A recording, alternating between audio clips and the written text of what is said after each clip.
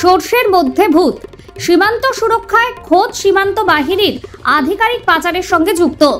সীমান্তে খোদ এবার বিএসএফ এর আধিকারিক পাচারের অভিযোগে গ্রেফতার হলো।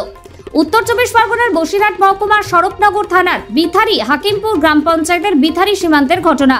112 নম্বর ব্যাটালিয়নের assistant sub inspector Harishchandra Shukla দীর্ঘদিন ধরে সীমান্তে মাদক সহ একাধিক পাচারের অভিযোগ করছিল। সেই অভিযোগের ভিত্তিতে দিল্লি পুলিশের একটি দল স্বরূপনগর থানার পুলিশকে সঙ্গে নিয়ে গতকাল শনিবার স্বরূপনগর হাকিমপুরে আসেন।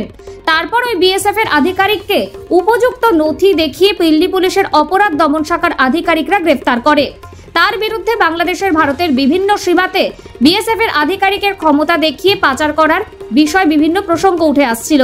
বারবার রাজ্য সরকারের প্রশাসনিক মহলের দাবি ছিল সীমান্তে পাচারের সঙ্গে বিএসএফ এর বাহিনী জড়িত।